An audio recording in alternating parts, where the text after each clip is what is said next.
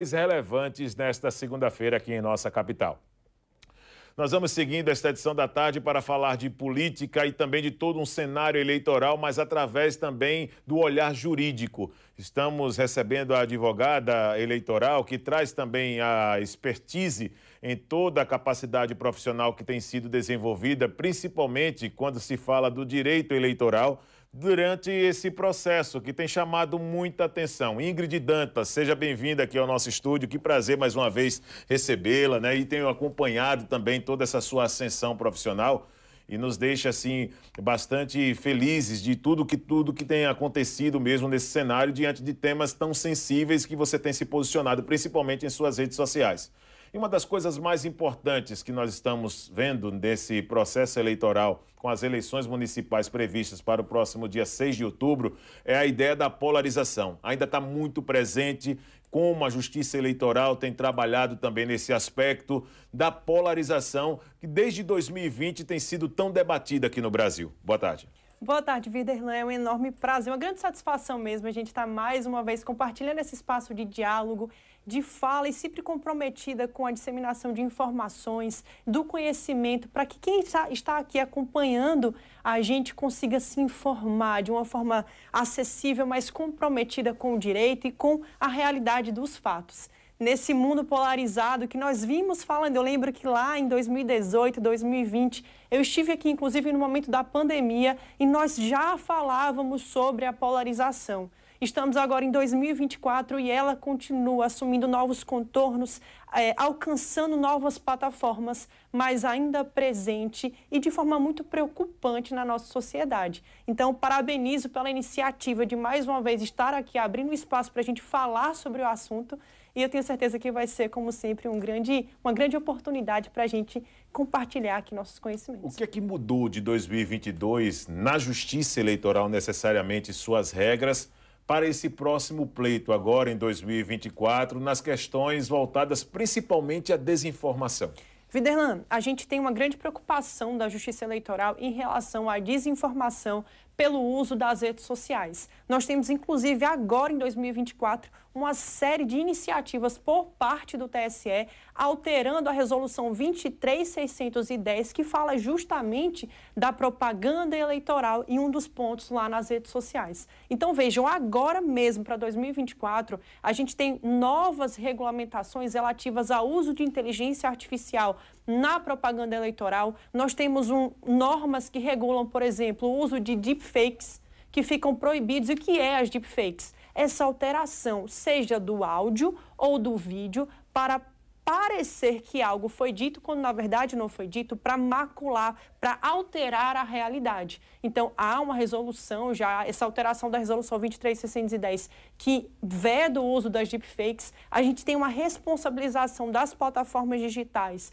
tanto civil quanto administrativamente, pela difusão de notícias falsas, de conteúdos relativos ao nazismo, fascismo, falas antidemocráticas e também racistas. Então, veja como há toda uma preocupação no sentido não só de combater a desinformação, mas também da desinformação por meio do uso das novas tecnologias. Uma outra alteração legal dessa resolução é que agora, quando a propaganda eleitoral ela for usar a inteligência artificial, vai ficar lá. Você já deve ter visto no Instagram que fica lá, produzido com inteligência artificial, para que o eleitor saiba que ali há o uso da inteligência artificial na produção daquele conteúdo. Então, há uma preocupação muito grande por parte do TSE, da Justiça Eleitoral, na regulamentação da desinformação, no combate à desinformação e essa regulamentação das novas tecnologias. Na posse da ministra Carmen Lúcia, uma das declarações utilizadas foi exatamente essa, o combate à mentira digital.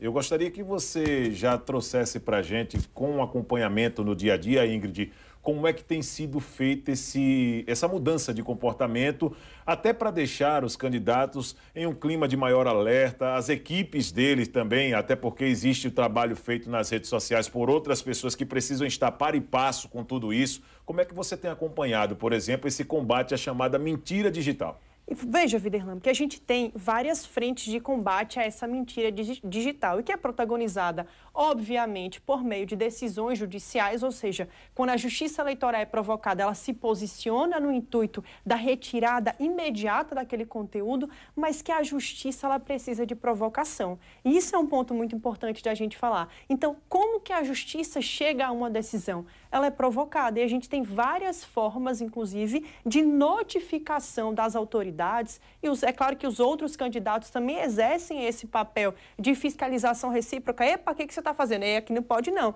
Eu vou lá e vou questionar por meio de uma ação eleitoral correspondente, a depender do que é que a gente está tratando. A gente tem o aplicativo Pardal que o cidadão pode, verificando a ocorrência, por exemplo, de uma notícia falsa ou de uma irregularidade eleitoral, ele pode, entrando lá no aplicativo Pardal, no seu próprio telefone, fazer uma denúncia. Então, é uma forma de combate que precisa, sim, do apoio cívico, para que o próprio cidadão fiscalize, veja o que está dando errado, o que não está, mas que também conta com as autoridades e com o próprio controle recíproco, porque a democracia ela é isso. Ela precisa que eu esteja ali te fiscalizando.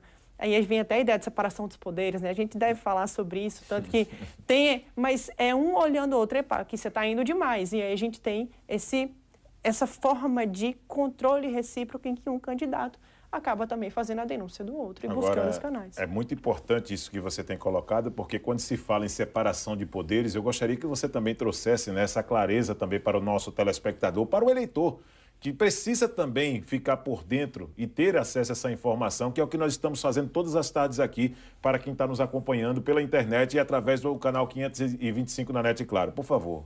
Veja só, Viderlan, a gente tem no nosso Estado democrático de direito 3 poderes. Poder Isso. Executivo, que é aquele que exerce a administração. A gente está falando agora em 2024, nesse contexto de eleições municipais, dos nossos prefeitos.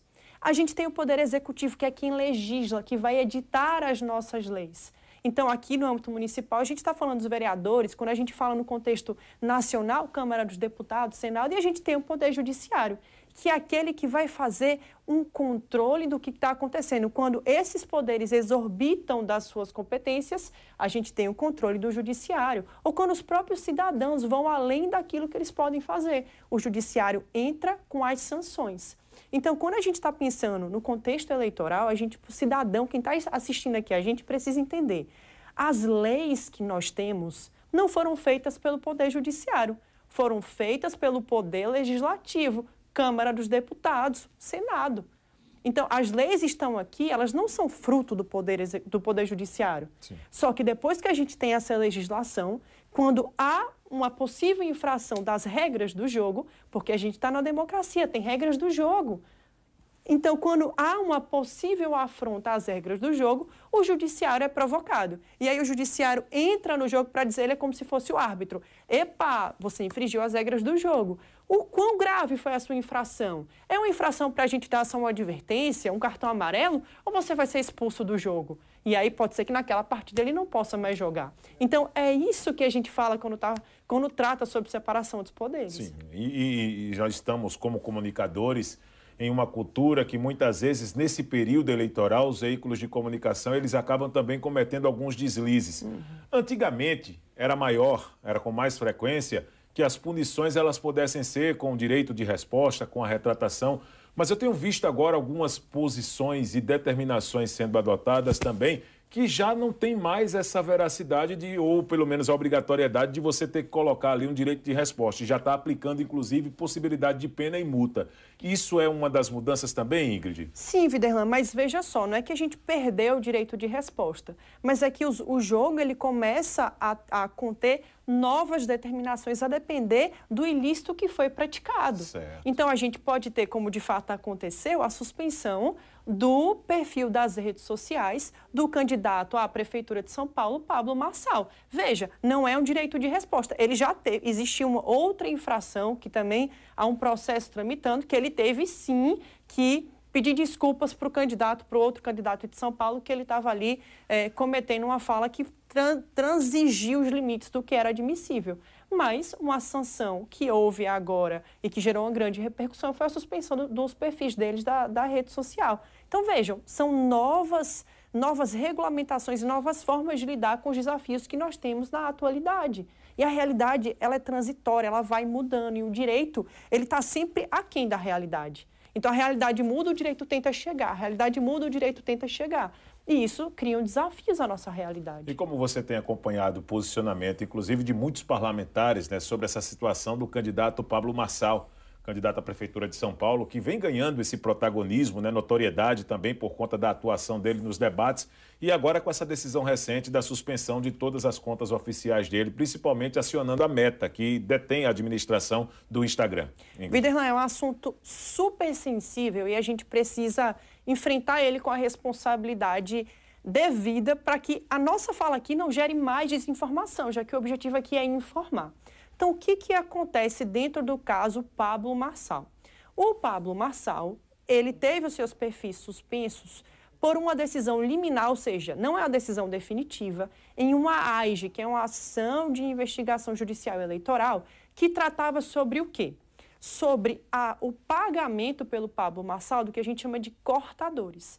Cortadores são via de regra jovens, que ficam de olho nos posicionamentos dele, por exemplo, em debates, em entrevistas, e vão cortando aquelas falas e publicando nas redes sociais, usando formas de difundir aquela mensagem voltadas a viralizar.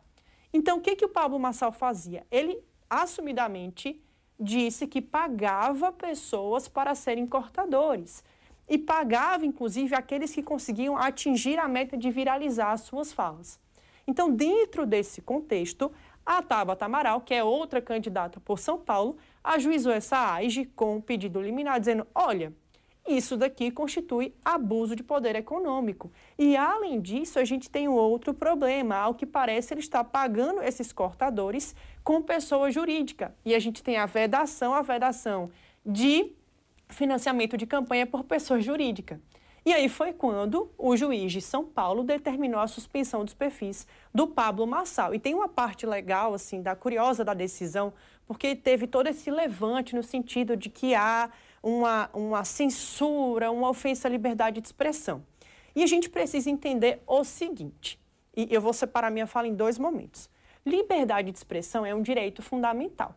Enquanto o direito fundamental, ela comporta restrições. Veja, a gente tem no Brasil a liberdade de imprensa, mas durante o período eleitoral, a imprensa, ou seja, a TV e a rádio, sofrem restrições para poder garantir a lisura eleitoral. Então, a liberdade de expressão ela não é um direito absoluto, ela comporta restrições que estão na lei. Assim como a propaganda eleitoral, a liberdade de expressão é garantida, mas os jogadores, né, os candidatos precisam observar as regras do jogo da propaganda eleitoral. Então, ao que parece, houve sim um abuso de poder econômico por parte do Pablo Marçal. Esse é um ponto. O outro ponto é até que ponto aquela decisão de suspensão dos perfis é proporcional. E não é que a decisão é uma ofensa à liberdade de expressão. O juiz fala assim na decisão, olha, nós estamos suspendendo todos os perfis do Pablo Marçal que estão utilizando desses cortadores. Ou seja, que estão se beneficiando de um ato que, ao que parece, é irregular. Mas ele pode criar outros perfis desde que não trabalhe com esses cortadores. O que seria uma ofensa à liberdade de expressão? Impedir o candidato de ter um perfil. É um ponto. O outro ponto, é uma decisão proporcional? Na minha leitura, não é proporcional. Porque a gente poderia alcançar, ter um combate àquela prática que é ilícita, simplesmente decidindo que o candidato não poderia continuar com esses pagamentos, sem necessariamente suspender os seus perfis. Então, mas isso já é um juízo de proporcionalidade, não é um juízo de uma censura ou de uma ofensa à liberdade de expressão, porque não há, mas há um juízo de proporcionalidade. A medida é proporcional? Sim ou não? Esse assunto tem conseguido ganhar mais holofotes do que o imaginado, pela questão mesmo de ser uma discussão central, concentrada ali ao estado de São Paulo, por exemplo, tem conseguido passar por outros territórios, até bem mais distante do que deveria, Ingrid, na sua opinião? Viderlan, é impressionante, porque a gente começou aqui a fala falando sobre polarização e a gente vai voltar nessa polarização agora, porque em razão dessa grande difusão da rede social e de uma sociedade polarizada em que eu enxergo o outro como meu inimigo e se ele é meu inimigo eu preciso atacá-lo, As pessoas aqui, por exemplo, no ambiente de Maceió, estão se posicionando nas redes sociais a favor do candidato de São Paulo, como se estivessem inseridas naquela realidade. Então, esse é o poder das redes sociais em uma sociedade polarizada, quando o conteúdo é feito para viralizar. E aqui já vale um super adendo, uma super ressalva mesmo. A gente precisa entender que quando as redes sociais surgiram, elas eram utilizadas para o entretenimento. Hoje, elas são profissionalizadas. Nós temos estrategistas digitais pensando como fazer a fala viralizar. Como eu vou fazer? Qual é o corte? O momento que eu vou olhar para a câmera para poder falar algo que é forte, que vai viralizar nas redes sociais. E essa profissionalização das redes sociais, ela é muitas vezes utilizada para poder iludir o nosso eleitor, para poder levar ele a ficar com os ânimos exaltados, a querer compartilhar, para poder... é ofensa à liberdade de expressão, é censura à ditadura. Gente, vamos verificar os fatos. Vamos ver o que está acontecendo. Não sejam marionetes de estrategistas digitais, porque senão é você que está sendo enganado. Ingrid, eu gostaria de agradecer demais a sua participação. Parabéns pela atuação como advogada eleitoral, trazendo aqui para a gente, né, todos os aspectos importantes e cuidados também que os eleitores precisam ter. Em outros momentos, nós contaremos, claro, com sua presença, tá? Muito obrigada, Viderlan, para nós. Deus te abençoe. Nós vamos agora, nesta sequência do Gazeta News Edição da Tarde, trazer mais informações sobre o cenário político, desta vez o cenário político local. Até porque a expectativa das coordenações das campanhas